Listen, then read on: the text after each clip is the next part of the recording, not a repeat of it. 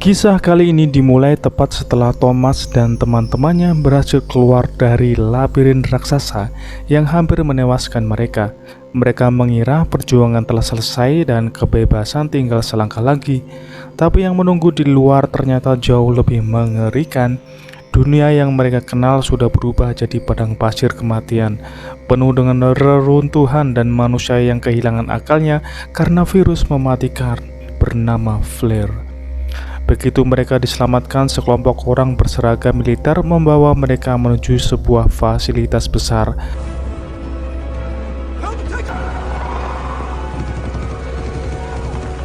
Dari luar, tempat itu terlihat aman dan teratur seperti benteng terakhir umat manusia. Di dalam, mereka disambut oleh seorang pria bernama Jensen, sosok berwibawa dengan senyum ramah yang justru membuat suasana semakin mencurigakan. Ia memperkenalkan dirinya sebagai kepala pengelola tempat perlindungan tersebut dan mengatakan bahwa mereka kini berada di tangan yang tepat, jauh dari Wake, organisasi yang dulu memperlakukan mereka sebagai objek percobaan. We're all hanging on by a very thin thread. You the best chance of humanity's continued survival. As no doubt by now you've noticed. Hari-hari awal di sana terasa seperti surga bagi para remaja yang selama ini hidup dalam ketakutan. Mereka diberi tempat tidur bersih, makanan hangat, bahkan pakaian baru. Setiap harinya beberapa orang di antara mereka dipanggil untuk dipindahkan ke tempat lain. Connor, Evelyn, Peter. Katanya zona aman. Namun Thomas yang selalu punya naluri curiga merasa ada sesuatu yang salah. Kecurigaan itu semakin kuat ketika ia menyadari bahwa Teresa, satu-satunya gadis dari kelompok mereka, tidak pernah terlihat lagi sejak kedatangannya. Alasan yang diberikan pihak pengelola terdengar terlalu rapi. Katanya Teresa masih menjalani pemeriksaan tambahan. Namun tatapan mata para penjaga terlalu kaku untuk bisa dipercaya. Malam itu, ketika Thomas tidak bisa tidur, ia mendengar suara dari ventilasi di atas kamarnya. Dari sana muncul seorang anak laki-laki bernama Aris.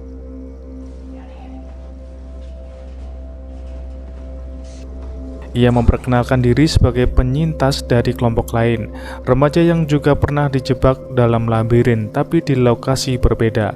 Aris kemudian mengajak Thomas diam-diam menyelinap ke sebuah lorong rahasia, dan di sanalah keduanya melihat kenyataan yang mengerikan. Lewat kaca tebal, Thomas melihat tubuh-tubuh manusia digantung di dalam kapsul transparan. Mereka bukan sedang dirawat, tetapi sedang dijadikan bahan percobaan. Cairan aneh mengalir di tubuh mereka dan wajah-wajah itu terlihat kosong, seperti boneka yang kehilangan jiwa. Aris menjelaskan bahwa orang-orang yang dikatakan dipindahkan ke tempat aman ternyata dibawa ke ruangan ini untuk diambil cairan tubuhnya, entah untuk apa tujuannya. Ketakutan itu berubah jadi keyakinan. Thomas sadar mereka belum lolos dari bahaya apapun. Tempat ini hanyalah cabang lain dari Wake, dan Jensen hanyalah bagian dari permainan besar yang sama. Keesokan paginya, Thomas berusaha bertingkah normal, tapi setiap langkahnya terasa seperti berpacu dengan waktu. Ia mulai menyusun rencana pelarian, dan ketika para penjaga memanggil sekelompok anak itu dikirim, Thomas sengaja menimbulkan keributan kecil agar bisa mencuri kartu identitas salah satu petugas. Get your ass back in action. What's your problem, man? What the hell?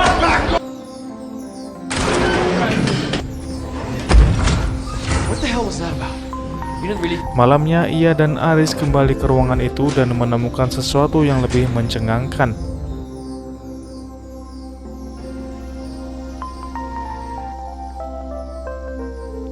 Dr. Ava Page, yang dulu mereka kira sudah mati, ternyata masih hidup. Ia terlihat berdiskusi dengan Jensen tentang proyek lanjutan Wake dan tentang serangan dari kelompok pemberontak bernama Right Arm. Mereka juga mendengar bahwa tubuh para remaja ini mengandung enzim langka yang bisa menahan virus Flare. Artinya, mereka bukan sekedar percobaan, mereka adalah harapan terakhir umat manusia. Tapi bagi Thomas, semua itu tidak penting jika harus mengorbankan nyawa orang-orang yang tak bersalah. Setelah mengetahui kebenaran itu, Thomas dan Aris segera melarikan diri. Mereka membangunkan teman-teman lain, menjelaskan segalanya, dan memutuskan kabur malam itu juga. Ketika alarm berbunyi, suara tembakan dan sirine memenuhi koridor. Thomas dan kawan-kawan berlari secepat mungkin, melewati lorong sempit dan pintu besi.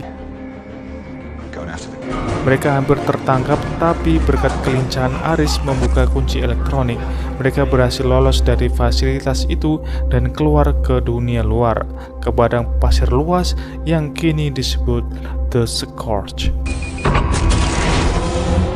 Come on, let's go!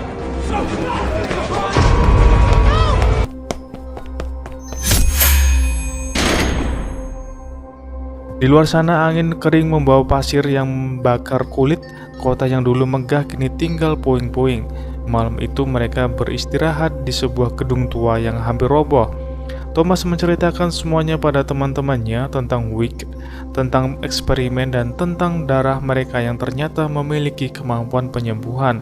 Semua terdiam, mereka sadar hidup mereka tak akan pernah sama. Tujuan mereka kini berubah, mereka tak lagi hanya ingin kabur, tapi ingin menemukan kelompok Right Arm, satu-satunya pihak yang melawan Wick.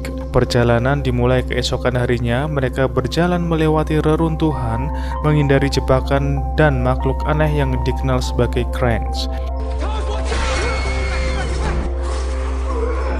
Manusia yang terinfeksi virus flare sampai kehilangan akal dan berubah jadi monster. Saat menjelajah, mereka menemukan sebuah generator listrik tua. Minyo dengan rasa penasaran khasnya menyalakannya. Gedung yang tadinya gelap langsung menyala terang, tapi sayangnya cahaya itu justru menarik perhatian para Cranks. Winston hampir tertangkap dan terinfeksi. Mereka berhasil selamat, tapi Winston tahu waktunya tak lama. Dengan tegas ia meminta yang lain untuk meninggalkannya, memilih mengakhiri hidupnya sendiri daripada berubah jadi monster. Keputusan itu meninggalkan luka mendalam di hati semua orang. Hari-hari berikutnya diisi kelelahan dan rasa kehilangan, tapi mereka tak punya pilihan selain terus berjalan. Di kejauhan, gurun luas terbentang dan badai petir mulai menyambar. Petir yang jatuh di pasir bahkan menghasilkan kilatan seperti ledakan. Saat mencoba berlindung, Minyo sempat bersambar dan pingsan.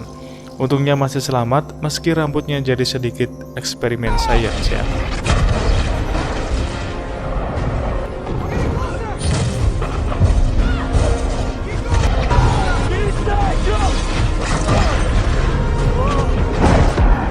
Mereka berlindung di gedung tua yang dipenuhi Cranks yang dirantai di dinding. Di sanalah mereka bertemu kedua orang baru, Brenda dan pemimpinnya, George. Keduanya bukan musuh tapi juga bukan kawan. George melihat potensi di kelompok Thomas, terutama setelah mendengar mereka tahu tentang Right Arm. Ia tertarik bukan karena percaya tapi karena rasa penasaran. Ketika mendengar bahwa Thomas mempunyai informasi tentang Wick, George mulai berubah pikiran. Ia memutuskan untuk membantu mereka keluar dari The Scorch. Namun sebelum rencana itu dijalankan, salah satu anak buahnya berkhianat dan membocorkan lokasi mereka ke Wick. Dalam kehitungan menit, pasukan Jensen menyerbu markas itu. Pertempuran meledak di mana-mana. George memutar lagu rock keras-keras, seolah ingin menjadikan kekacauan itu konser terakhir umat manusia. Saat pasukan Wick mendobrak pintu, George menyalakan bom waktu. Ledakan besar menghancurkan gedung, memberi cukup waktu bagi Thomas dan Brenda untuk melarikan diri. Mereka berdua kini terpisah dari kelompok. Kota di depan mereka tampak seperti kuburan raksasa, tapi Thomas tahu mereka harus menemukan seseorang bernama Marcus, satu-satunya orang yang tahu di mana Right Arm bersembunyi. Setelah berhari-hari berkelana, mereka akhirnya menemukannya, namun ternyata Marcus tidak bisa dipercaya. Ia bekerja sama dengan Wick dan menjebak mereka. Marcus memberi mereka minuman yang membuat halusinasi dan Thomas kehilangan kesadaran. Dalam kabut halu itu, ia mengira Brenda adalah Teresa, teman lamanya. Tapi sesaat sebelum keadaan makin buruk, Jorge dan yang lain datang menyelamatkan mereka. Setelah diancam oleh Jorge, Marcos akhirnya menyerah dan memberitahu lokasi sebenarnya dari markas Right Arm. Perjalanan terakhir pun dimulai. Mereka melintasi pegunungan, tapi tiba-tiba sekelompok bersenjata menembaki mereka dari kejauhan. Know where those bloody shots came from. Into an ambush.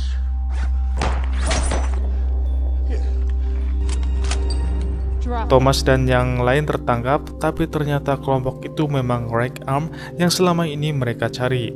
Mereka dibawa ke markas tersembunyi di balik tebing. Di sana mereka bertemu dengan Finch, pemimpin Right Arm. Namun begitu melihat Brenda, Finch menodongkan senjata karena tahu gadis itu telah terinfeksi virus flare. Situasi hampir berakhir tragis sebelum seorang wanita datang menghentikan Finch. Namanya Mary, seorang mantan ilmuwan Wicks yang membelot. Mary mengenali Thomas dan menjelaskan bahwa tubuhnya mengandung enzim alami yang bisa menetralkan virus flare. Ia lalu melakukan transfusi darah darurat untuk menyelamatkan Brenda.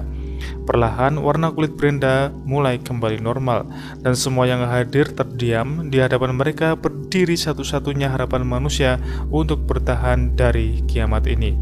Malam itu mereka duduk di sekitar api unggun, menatap langit gelap tanpa bintang. Dunia di luar mungkin sudah berakhir, tapi bagi Thomas dan kawan-kawan, inilah awal dari sesuatu yang baru. Perjuangan belum selesai, tapi kini mereka tahu kemana harus melangkah, melawan Wicks dan merebut kembali masa depan manusia yang telah dirampas. Akan tetapi, Please don't fight them down.